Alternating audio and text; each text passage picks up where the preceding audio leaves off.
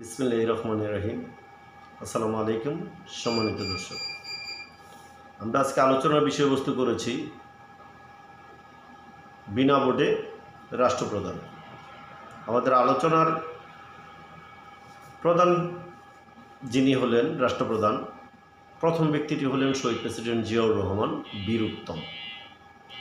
তিনি যখন ক্ষমতাভার গ্রহণ করেন তখন কোনো ইলেকশন হয়নি, শুধু ঘটেছিল একটি বিপ্লব, সিপাহী বিপ্লব। ক্যান্টনমেন্টে আর্মিদের মধ্যে একটি সংঘর্ষের মধ্য দিয়ে শহীদ প্রেসিডেন্ট জিয়াউর রহমান ক্ষমতাভার গ্রহণ করেন। ক্ষমতাভার গ্রহণ করেন বলতে তিনি ক্ষমতাভার চাননি, আর্মিরা ওনাকে ক্ষমতায় বসিয়েছেন সম্মানের সাথে। তিনি সেটা সানন্দে গ্রহণ করেছেন দেশের কথা ভেবে। ওই সময়টায় বাংলাদেশের অবস্থাটা ছিল 80% মানুষই গরিব, যুদ্ধবিধ্বস্ত একটি দেশ, খাদ্যে পরিপূর্ণ নয়। সোজা কথা বলতে গেলে একটা যুদ্ধবিধ্বস্ত দেশে যা হয় সেরকম একটা অবস্থা। তিনি ক্ষমতা গ্রহণ করার পর চিন্তা করলেন কিভাবে এই দেশটার উন্নয়ন করা যায়, এই দেশের মানুষের মুখে হাসি ফোটানো যায়, এই দেশ থেকে দারিদ্রতা দূর করা যায়, বেকার জনগোষ্ঠীকে কাজে লাগানো যায়। তিনি প্রথম চিন্তা করলেন এই দেশের জমিগুলোকে যদি সেচের আওতায় আনা যায় তাহলে মানুষের বেকারত্ব কমবে এবং দেশ খাদ্যের স্বয়ংসম্পূর্ণ হবে। যে বাবা সেই কাজ। তিনি খাল খননের মতো কর্মসূচি হাতে নিলেন 1979 সালের 1 ডিসেম্বর, এবং তিনি হাঁটি হাঁটি পাপা করে একটি ছোট্ট একটি দেশ, এই দেশকে প্রথম তিনি ওআইসির আন্তর্জাতিক একটি সংগঠন ওআইসির সদস্যপদ লাভ করিয়ে দেন এবং এশিয়ার দেশগুলোর মধ্যে কিভাবে বন্ধুত্ব স্থাপন করা যায়, কিভাবে সেই দেশগুলোর উন্নয়ন ভাগাভাগি করে নেওয়া যায়, সেই জন্য তিনি প্রতিষ্ঠা করলেন সার্কের মতো একটি সংগঠন। এবং বহুদলীয় গণতন্ত্র বলতে যা বোঝায়, এই গণতান্ত্রিক প্রক্রিয়াকে আরও বেগবান করার জন্য তিনি বহুদলীয় গণতন্ত্রের প্রবর্তন করেন।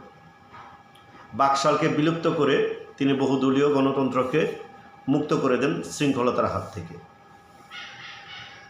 এই মানুষটি প্রথম সংবিধানের বিসমিল্লাহির রহমানির রহিম কথাটি সংযোজন করেন। দ্বিতীয় জন হলেন 2024-এর ছাত্র জনতার অভ্যুত্থানের মধ্য দিয়ে ক্ষমতায় আসেন ডক্টর ইউনূস। ডক্টর ইউনূসও ক্ষমতাবার চাননি, এদেশের সাধারণ মানুষ ওনাকে ক্ষমতায় বসিয়েছেন। তো ডক্টর ইউনূসের কাছে মানুষের চাওয়া অনেক, এই জন্য যে এদেশের স্বাধীন বাংলাদেশের একটি স্বাধীন বাংলাদেশ পেতে মুক্তিযোদ্ধারা যে রক্ত দান করেছিলেন, আত্মহতি দিয়েছিলেন, সে দেশটির প্রকৃতপক্ষে স্বাধীনতা আসেনি। আমরা একটা স্বাধীন সার্বভৌমত্ব পেয়েছি, ভূখণ্ড পেয়েছি, কিন্তু এদেশের গণমানুষের হাতে সেই স্বাধীনতা আসেনি।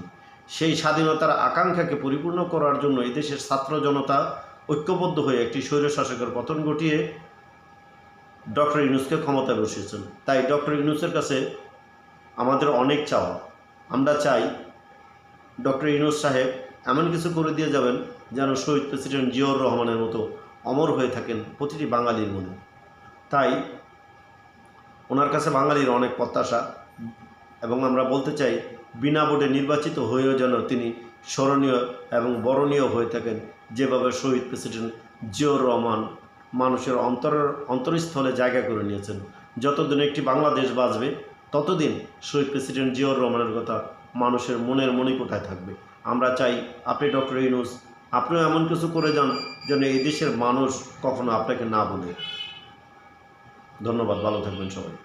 আসসালামু আলাইকুম।